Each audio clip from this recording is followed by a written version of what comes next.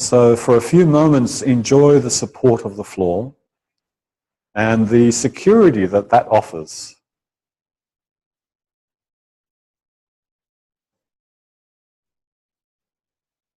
At least you can say that in this country. There are countries in the world that you never know when the ground's going to shake. Yeah, earthquakes. I do believe Japan's a little bit like that.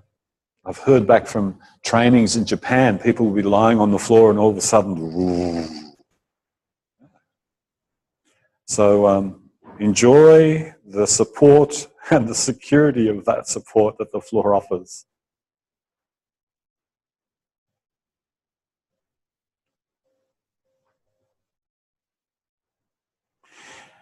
And bring your attention to your pelvis and notice which side of the pelvis rests more securely into the floor, the left or the right.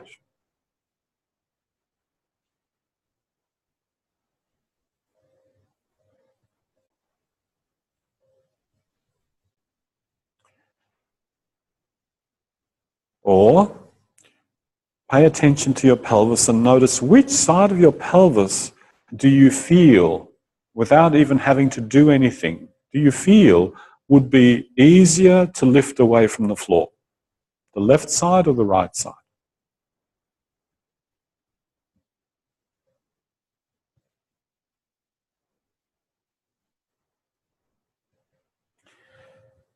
And now shift your attention from your pelvis to your shoulders and ask those two questions. First, which shoulder do you feel rests more into the floor? And then, which shoulder is more ready to lift away from the floor?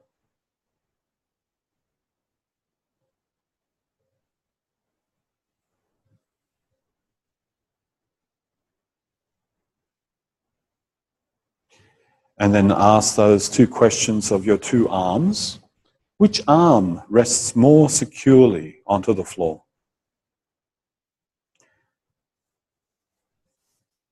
And I don't mean a sense of heaviness. I just mean that you're lying there and you think, oh, that arm is just so there on the floor. And then which arm is more ready to lift?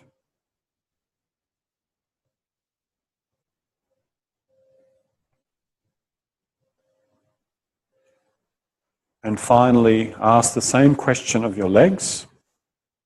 Which leg rests more securely into the floor?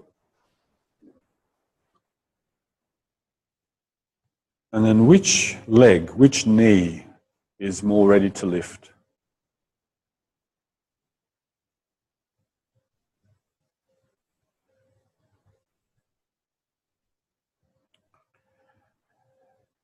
And finally, having asked yourself all those questions at the pelvis, at the shoulders, at the arms, at the legs, scan through the whole of yourself and notice, is there any kind of pattern? Is it the right leg that's more secure and the right buttock and the right shoulder and the right arm? Or maybe it goes across in a zigzag. It's the left shoulder that's more secure and then the right buttock and then the left leg and then the right arm. Is there any pattern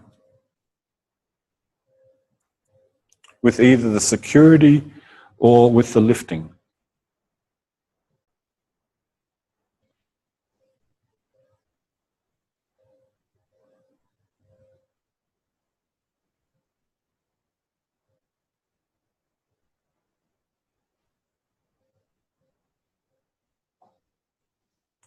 Roll to one side and come up to kneeling so that you're standing on both knees. So your pelvis is off the ground and literally you're standing on both knees. And if you need something soft under your knees, please put it there.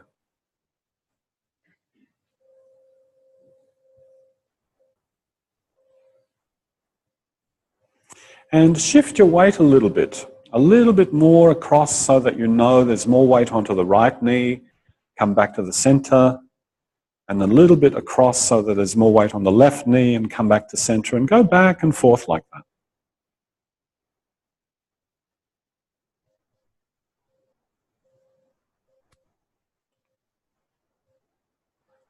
And pay attention. What are you doing with your feet? Have you arranged your feet so that your toenails are resting on the floor? Is there a different option? Try tucking your toes under as you shift your weight right and left, and notice, does that make a difference? Toes tucked or toes untucked?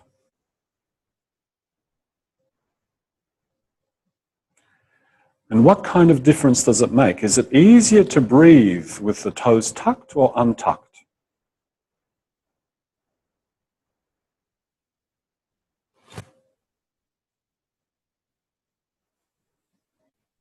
Do you feel more secure with the toes untucked or tucked?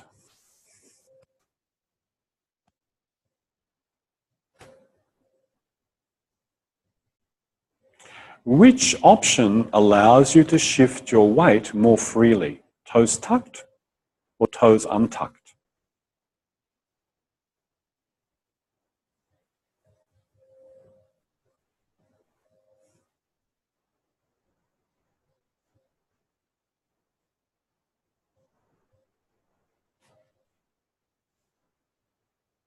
Oh, good. Some people are folding up towels and putting them under their knees. Excellent.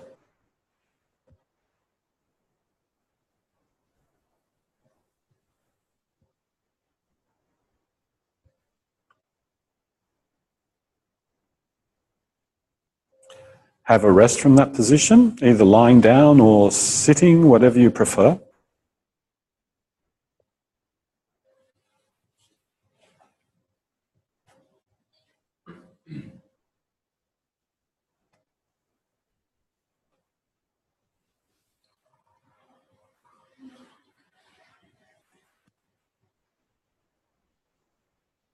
And come up to kneeling once more, standing on the knees.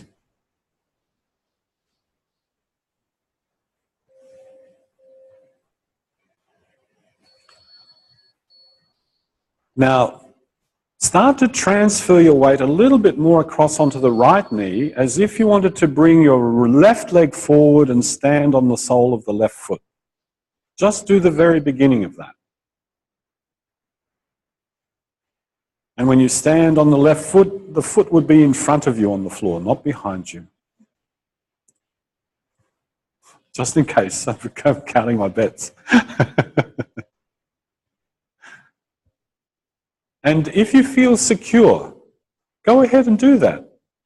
Pick the left leg up completely and put the sole of the foot on the floor in front of you, standing on the left foot and standing on the left foot and standing on the right knee.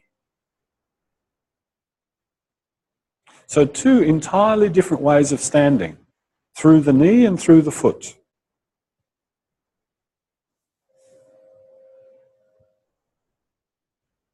That's it.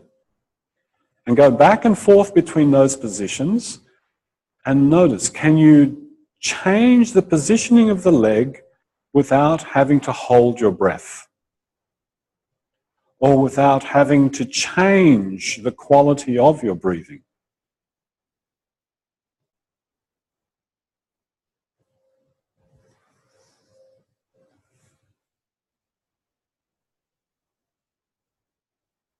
And you can try all different ways of getting there. You could take the left leg through a big circle and put it on the floor. You could take the left leg directly forward. For a few moments, you could be creative and find out what is the best way to get the leg forward whilst feeling safe and not interrupting your breathing. And maybe those two things are related somehow. Right? Just with this leg at the moment. Sorry? Oh, in a moment we'll do the other leg.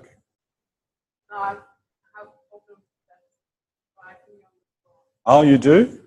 Okay, well then you just stick to one side.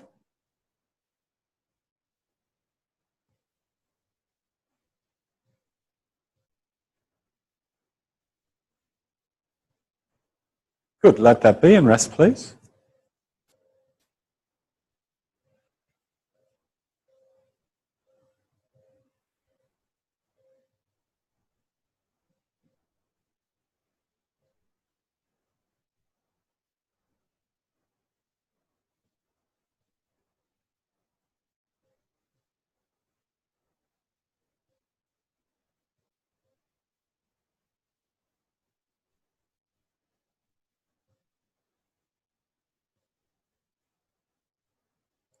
So what's this big deal about safety? You know, what's this big deal about feeling safe? Why do we make such a big deal out of it? Ah, just bring your leg up, who cares? I can get it up there, what's the problem? Because while there is a moment of your system, and I don't mean your conscious mind, I mean your bodily system, down deep in your nervous system, if there's any sense of you being unsafe, muscles will tense up to try to stop you from doing the stupid thing that you're about to do. And if you're listening carefully enough, you'll pick that up. So creating a safe situation is probably one of the best things you can not only do for yourself, but all your future people that you work with. Because then you're not working against anything. Good judo. Don't work against the resistance of your opponent. Please come up to kneeling. Standing on both knees.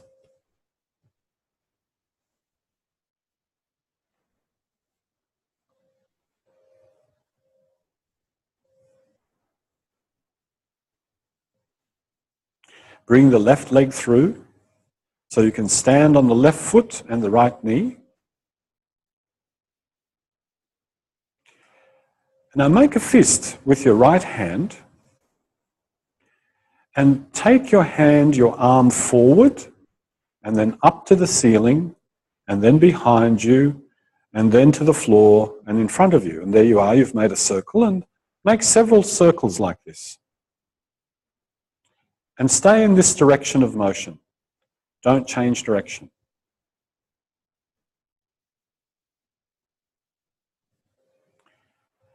And when the arm makes a circle like this, pay attention to your stability. How well balanced do you feel? Do you need to make adjustments with the positioning of your leg, your knee, the distance of the heel from the knee, the separation of the legs? What adjustments do you need to make to feel well balanced circling your arm like this? Because circling your arm is actually a major disturber of your balance.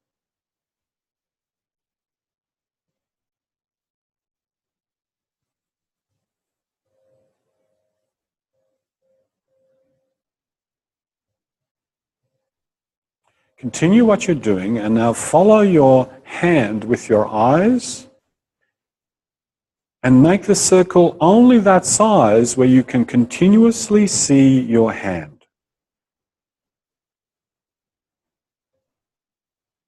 So if you can't see your hand, or if it feels insecure, not secure, to look at your hand, make the circle smaller.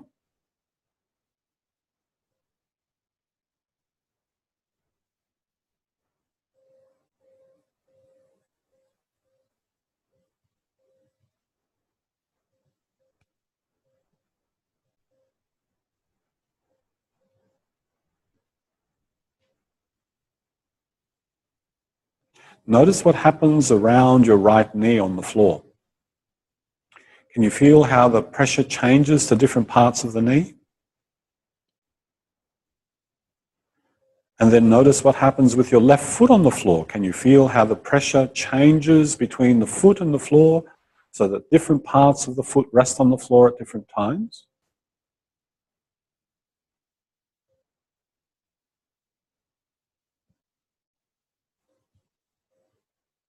Great.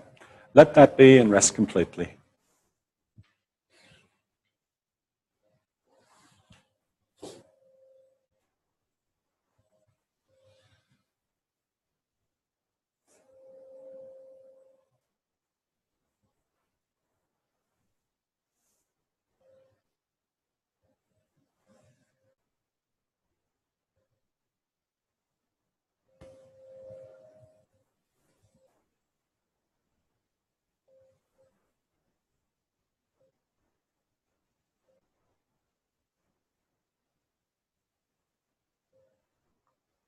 So somehow,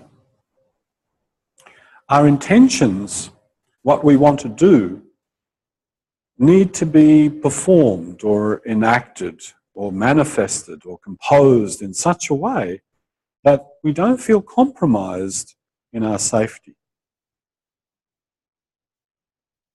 It's a kind of an alignment. Everything must align.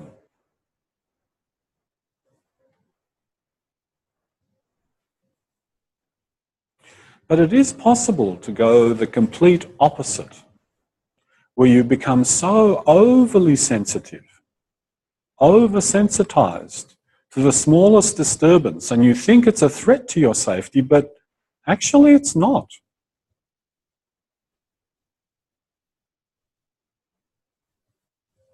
Now, somewhere in the middle, of course, it's always in the middle, isn't it? Somewhere in the middle, you strike the balance.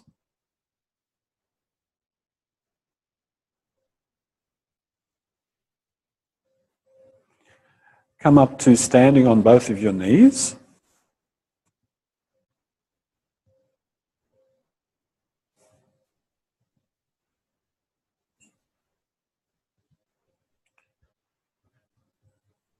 And to start with, explore taking the right foot through. So you remain standing on the left knee and you bring the right foot through and put the sole of the right foot on the floor in front of you, and then come back.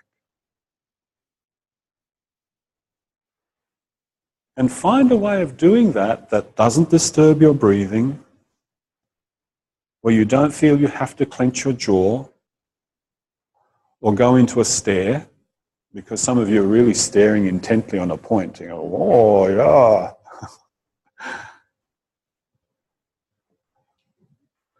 Anything but peripheral vision, right? No peripheral vision here. Don't do that.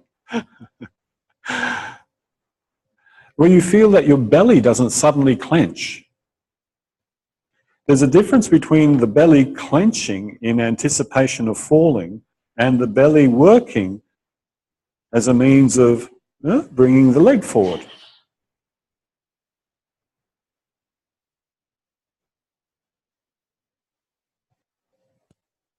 Now, the next time your foot is forward on the floor, leave it there.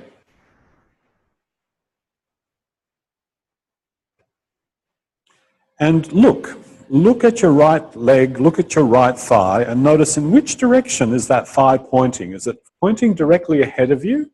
Is it pointing off to the side? Where is it pointing? And whichever direction the thigh is pointing, could you move the whole leg a little bit in that direction so that the right hip comes forward and then return?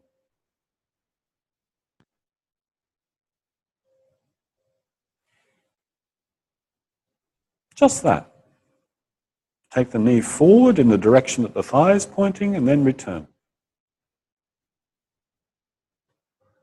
And pay close attention. As you move that knee forward, does the whole of your pelvis need to move forward, or does this one side move forward? Notice what you do. And try both ways. So take the knee forward and then take the whole pelvis forward, the right side and the left side. Notice how much weight gets delivered into that right leg. Can you feel that? And now, just take the right side of the pelvis forward with the right knee. And you have a hip joint that will allow that to happen. That's it. Notice how there's now less pressure on the right foot, not so much weight delivered to it. Can you feel the difference? And if you can't feel the difference, just go back and forth between the two options until it becomes clear to you.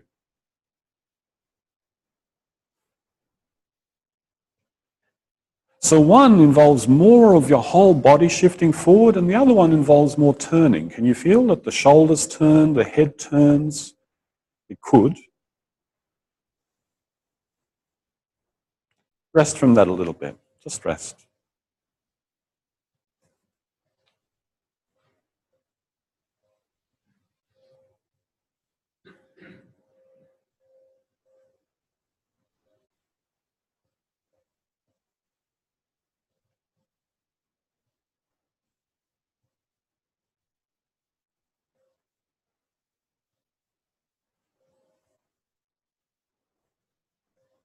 Return to standing on your knees.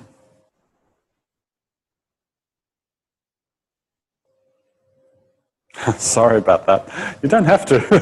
Just pounding your knee.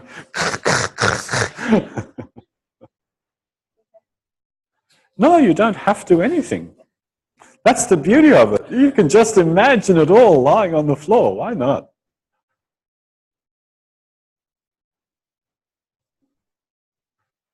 I'm not teasing you either. I'm actually being quite honest. If you want to, you could stay lying on your side. That'd be an even better place to imagine it, because you can at least be in that position, right? Or on your back with your legs bent. Why not? So bring the right foot forward.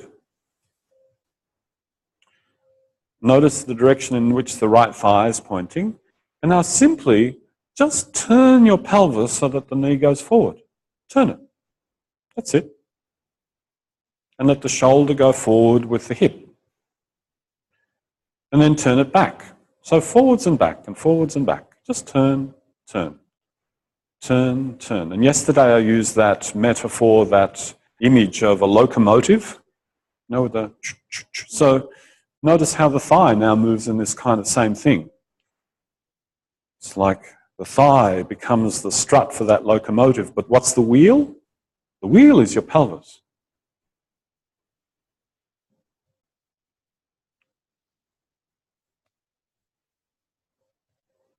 Now stop.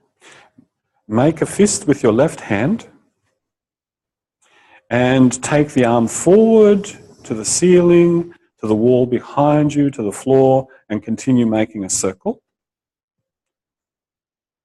And find out, how is this locomotive movement of your leg, your thigh, and your pelvis related to making a circle? What's the connection?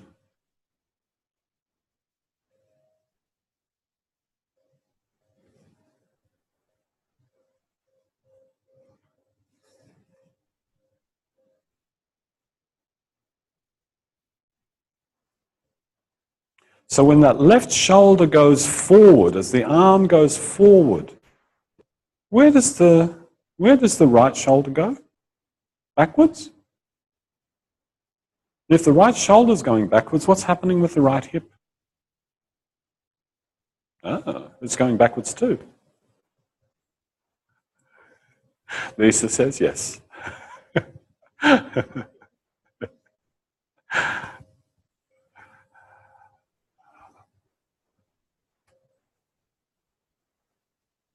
Great. Rest completely on your back, please.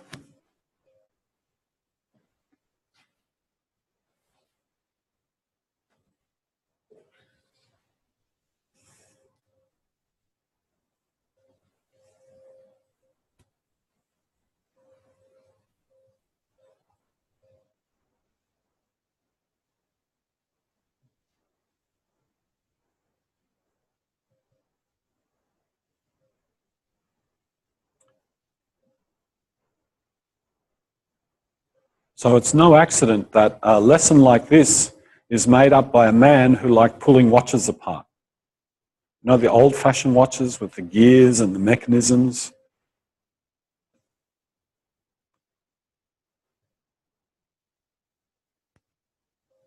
There's a way that our bodies are kind of designed to move.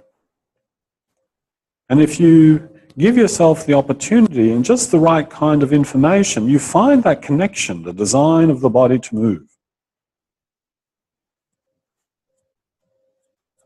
And not just move in any old way, in a way that is mechanically efficient.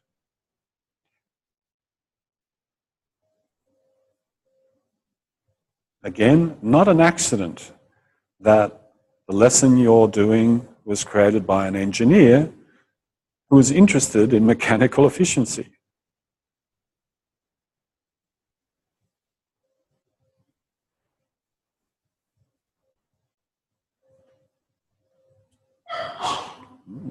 Bless you. Come up to kneeling again. And if you need to, you can do that in your imagination.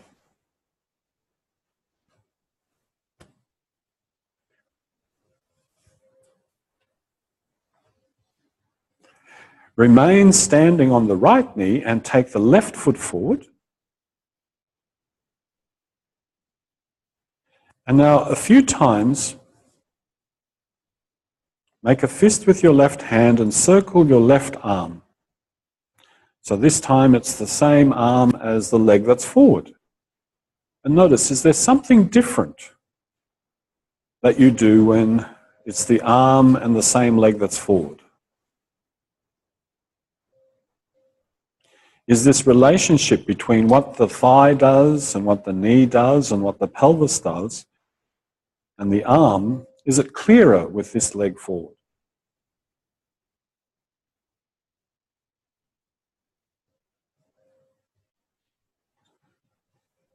So if any of you, have any of you ever played softball? Yeah.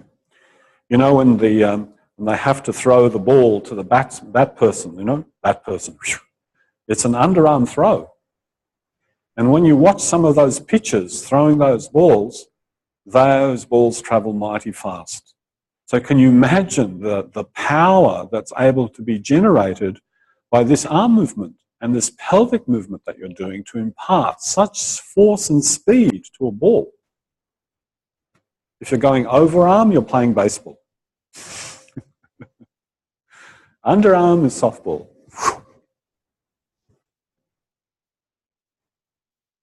So think that you're holding a ball in your hand and you want to kind of pitch it forward of yourself. What happens to the movement when you have a task like that in mind?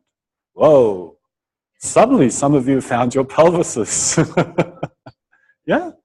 Whew.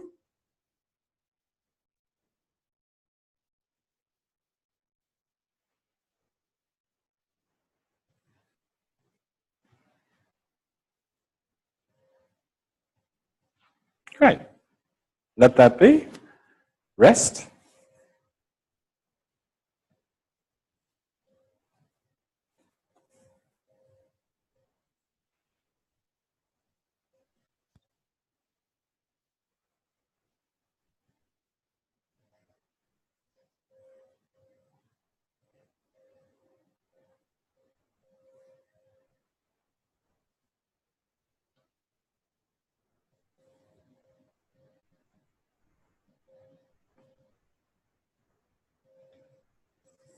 Now, one more time, come up to standing on your knees.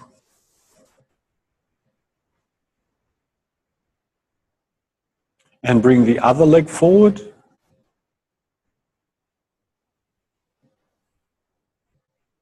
Make a fist. And start circling the arm so that the arm goes forward, overhead, backwards, towards the floor, and around. The same arm as the leg that's forward.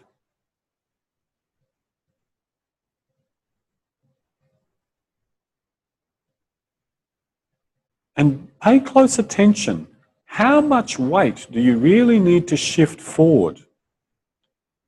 And how much can you stay centered?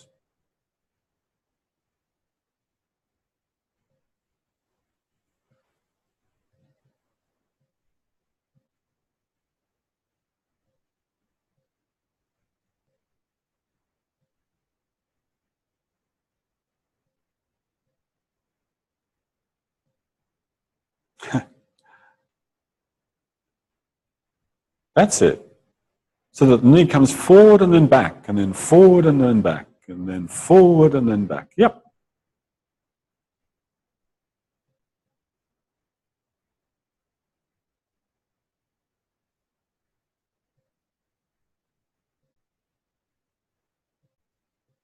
Right, let that be. Rest completely on your back, please.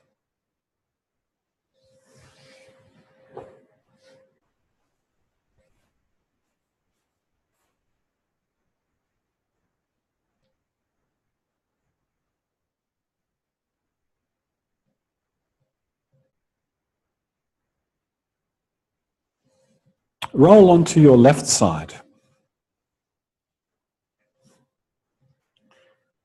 Bend both of your legs.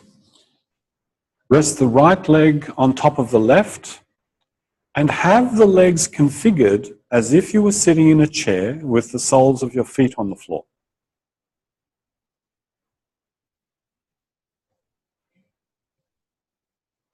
Place the palm of your right hand on the floor somewhere close by you for support.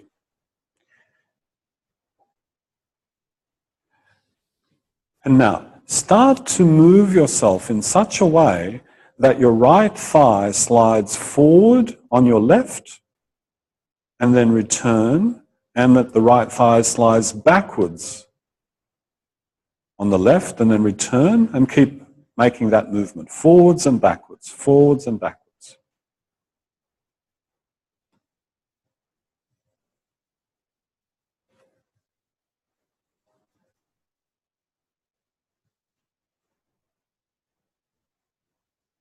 And as you make that movement, notice how much power are you deriving from the arm that's on the floor, the right hand? And then how much of the power for this movement is coming from somewhere else other than the arm?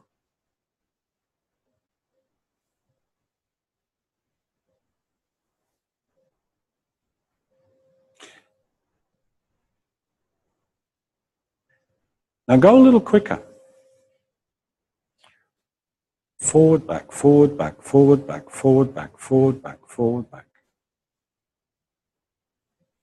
And notice, has something changed in terms of where you're delivering power to move that right knee forwards and back?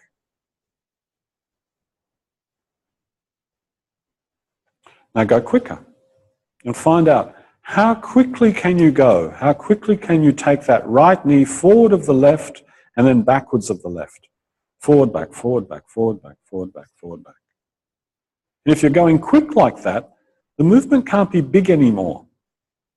Because the quicker you go, if the movement stays big, you have to deliver a massive amount of power. So if you make the movement smaller, the power demands are much, much less. Fast and small. What are you doing with your neck when you go this fast? Have you tensed it up? Is the jaw clamped? Is the breathing shut down?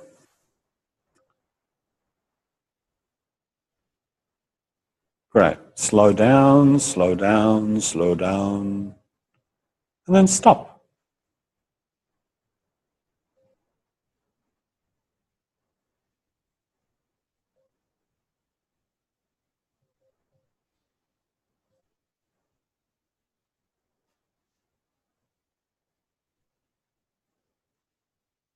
Roll onto the other side.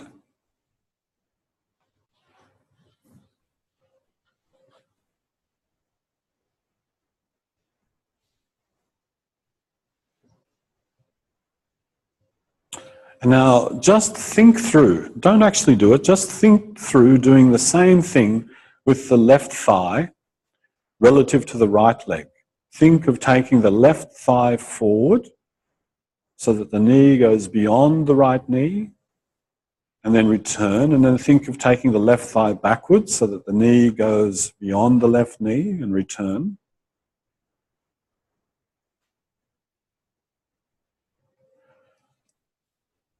And of course, the leg can't do that by itself. Something must drive the leg forwards and something must pull it back. Some part of you, or many parts of you, are responsible for that. So start to make the movement and find out, where do you drive the movement of the leg from? What gives the power for the leg to move?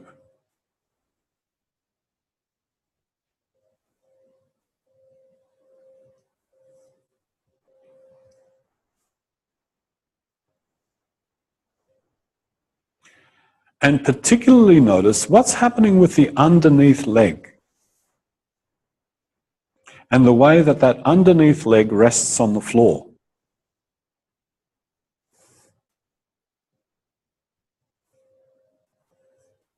Is the underneath leg really passive, not doing anything? Or is it somehow involved? Go a little faster. See if increasing the speed yields a different kind of sensation which supplies you with information. Is the underneath leg just passive, quiet, or is it somehow involved? And find out now, how fast can you go? Forward, back, forward, back, forward, back, forward, back, forward, back. Like a locomotive at full throttle.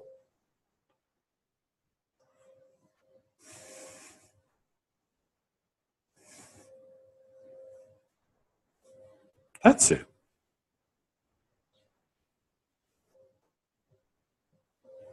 And if you go fast, if you want to go the fastest you can, the movement cannot be big, or else you'd have to deliver so much power.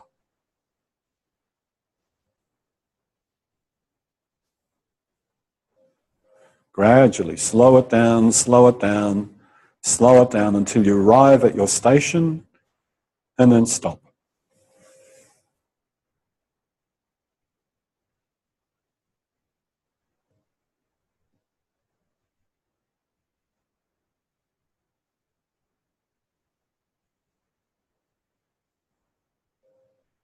Now stay lying on this side, and I know that there is the friction of the floor to deal with, but just for a moment, think that you wanted to take your right thigh forward so that the right knee would come ahead of the left. Even if you just experience that as it happening inside your skin, that's fine. And then draw the knee back. So now it's the leg that's resting against the floor that's going forwards and back. And as you do that with the underneath leg, notice what happens to the leg on top. When that underneath leg goes forward, which way does the top knee go? Back.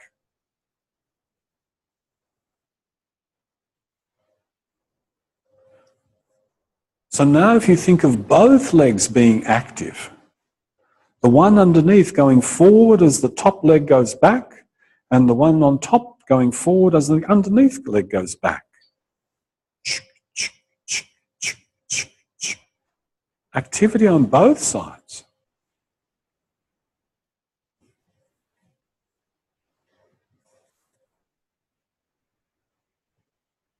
And as I said, you're dealing with the friction of the floor, there's no need to slide the leg a long way. Just think of the movement and notice the difference it creates in your organization. Some of you have already been doing this.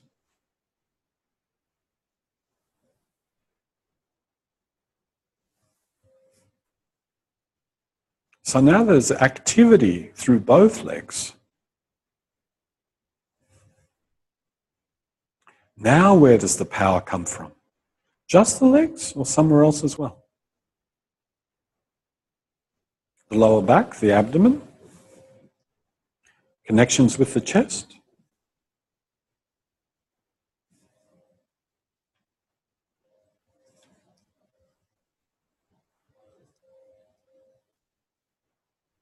Leave that and rest completely in any position you'd like.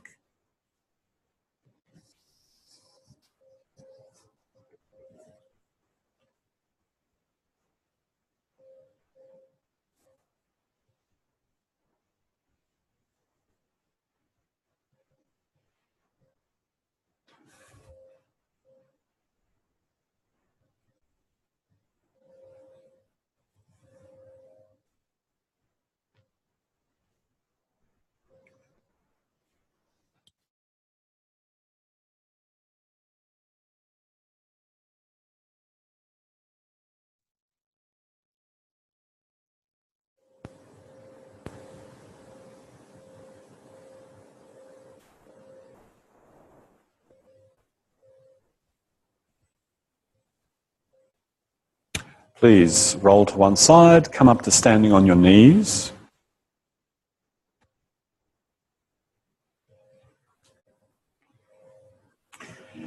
Now, take the foot forward, whichever you feel more secure on. So if it's the right foot forward and you feel more secure, take the right foot forward. If it's the left, take the left foot forward.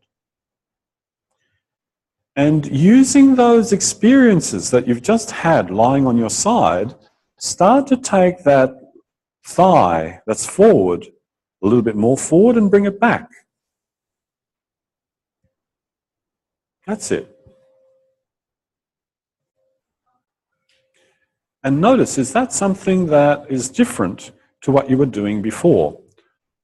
Different maybe in composition or different in sensation.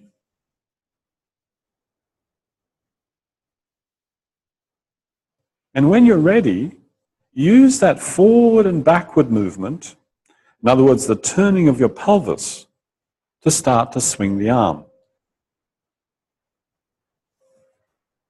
So that it's like this, the turning pelvis that swings the arm.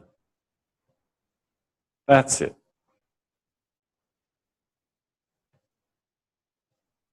How do you get that connection through from the leg to the pelvis, through the spine, shoulder girdle, arm? Nice. Now we see some softball pitches coming up here. She says. Yeah. Oof.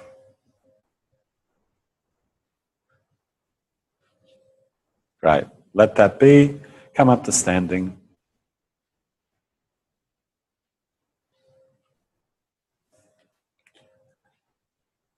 And once you've adjusted all your clothing, got to do that.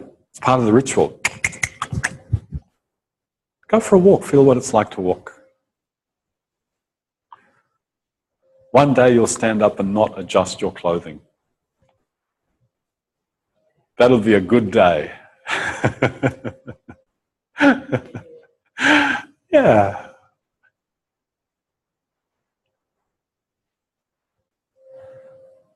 What sense of walking has this lesson left you with?